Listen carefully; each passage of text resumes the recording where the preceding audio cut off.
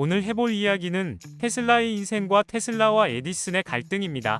테슬라고 하면 대부분 사람들이 머스크 형을 떠올릴 텐데요. 오늘은 그 테슬라 말고 과학자 니콜라 테슬라에 관한 이야기랍니다. 테슬라는 오스트리아 제국의 크로아티아 군대 변경지대의 스밀얀이라는 마을에서 태어난 세르비아계 오스트리아인이다. 테슬라는 태어날 때부터 오스트리아 제국의 지배를 받았으며 후에 미국의 시민이 되었다. 라디오를 통한 무선통신을 1894년 최초로 실현시켜 무선통신의 아버지로 불린다. 또한 전류전쟁의 승리로 인해 테슬라는 미국에서 가장 위대한 전기공학자 중 하나로 널리 존경을 받았다. 그는 현대 전기공학을 개척했으며 수많은 그의 발명은 선도자로서 중요한 역할을 하였다. 테슬라는 1893년 이전의 무선 에너지 통신부터 전력 장치까지 개발했으며 비록 완성하진 못했지만 그에 와덴 클리프 탑 프로젝트에서 대륙을 잇는 무선 통신을 실현시키기를 갈망했다. 또한 자기장의 국제 단위인 테슬라는 니콜라 테슬라의 이름을 딴 것이다. 테슬라와 에디슨의 접점은 바로 앞에서 나왔던 전류전쟁에 있다. 전쟁이라는 표현에서 짐작되듯 양측의 싸움은 매우 치열했고 주도 면밀했다. 싸움의 내용은 직류와 교류 중 어떤 것을 전기 시스템의 표준으로 삼느냐는 것이었다. 에디슨은 직류를, 테슬라는 교류를 써야 한다고 주장했다. 1876년 에디슨은 세계 최초로 미국 뉴저지의 맨로파크에 산업연구 실험실을 세웠다. 그곳에서 조수들과 함께 오늘날 거대한 음반 산업의 기초가 된 축음기와 전구를 발명했고, 이때부터 사람들은 에디슨을 맨로파크의 마법사라고 불렀다. 그리고 이곳에서 테슬라와의 악연도 시작됐다.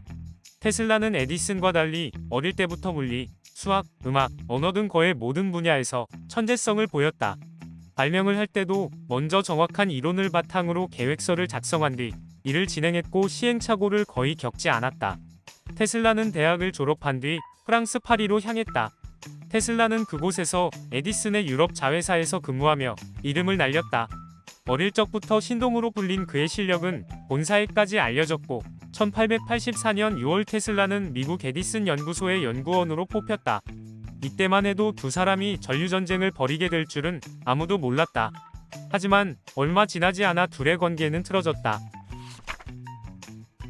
오스트리아 그라츠 공대에 다니던 시절부터 테슬라는 교류를 이용하면 직류 전동기의 스파크 문제를 해결할 수 있을 것이라고 생각했다.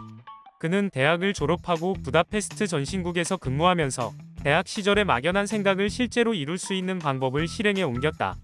즉 변화하는 자기장의 원리를 이용해 교류 유도 모터를 발명한 것이다. 테슬라의 자서전에 따르면 이 아이디어는 괴테의 파우스트를 읊조리다가 갑자기 머릿속에 떠올랐다고 한다.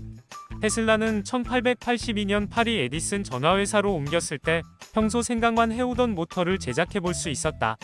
그리고 미국 에디슨 연구소로 온 뒤 에디슨에게 교류 전기를 제안했다. 하지만 당시 축음기, 전화송신기, 직류전기를 발명하고 전자공업 발달의 원동력이 된 에디슨 효과를 발견해 부를 축적하고 있었던 에디슨에게 교류전기는 자신의 명성과 부를 앗아갈 수도 있는 위협적인 전류 시스템이었다.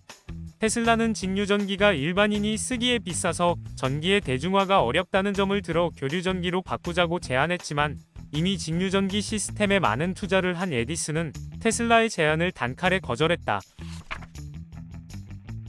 이후 테슬라는 에디슨에게 실망하여 에디슨의 회사를 뛰쳐나와서 그의 회사를 설립했다.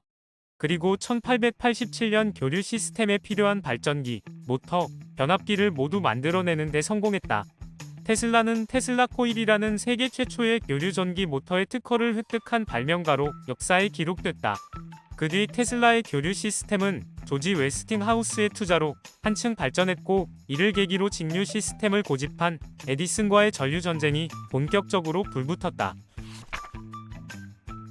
당시 자신의 분야에서 2등이 되는 것이 싫었던 에디슨은 곧바로 교류의 흠집 내기 캠페인을 벌이며 반격에 나섰다. 가령 에디슨은 에디슨 전기회사로부터의 경고라는 팸플릿을 제작해 사람들에게 뿌렸는데 팸플릿에는 고전압 교류전선에 가까이 갔을 때 발생할 수 있는 위험을 경고하면서 고압 교류전선에 감전된 사람들의 명단을 실었다. 에디슨의 직류 시스템은 전선을 땅에 묻는 방식이어서 감전될 위험이 없었다. 이런 생명과 관련된 내용을 실어서 캠페인을 벌이자 당시대의 과학자들이 개입하게 되었다. 그 당시 과학자들은 직류가 맞냐, 교류가 맞냐로 회의를 열었다. 그러나 그 회의의 과학자들은 이미 대부분 에디슨에게 매수당한 상태였다. 과학자들은 직류가 사용 범위가 넓고 안전성이 뛰어나기 때문에 직류를 전기 시스템의 표준으로 삼아야 한다고 결론 내렸다. 하지만 아이러니하게도 시카고 전기 클럽의 토론 직후 상황은 테슬라에게 유리하게 흘러갔다.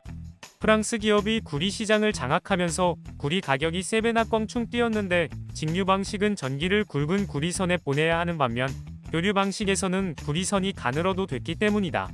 상황은 점점 교류를 사용할 수밖에 없는 분위기로 바뀌었다. 그러자 마음이 급해진 에디슨은 전기의자를 통해 사형을 집행하여 교류의 위험을 주장하려 했으나 당시 사형 집행에서 어떻게 해도 안 죽어서 테슬라에게 더 유리한 방향으로 흘러가졌다. 이로써 전류전쟁은 테슬라와 교류의 승리로 끝났고 교류 시스템은 전력 공급 방식의 표준으로 자리 잡았다. 흥미롭게도 에디슨과 테슬라의 악연은 노벨상까지 이어진다. 1915년 뉴욕타임스는 노벨상 수상자로 에디슨과 테슬라가 내정됐다는 기사를 실었다. 하지만 둘은 앙숙을 넘어 원수로 불릴 만큼 반목이 심한 상태였다.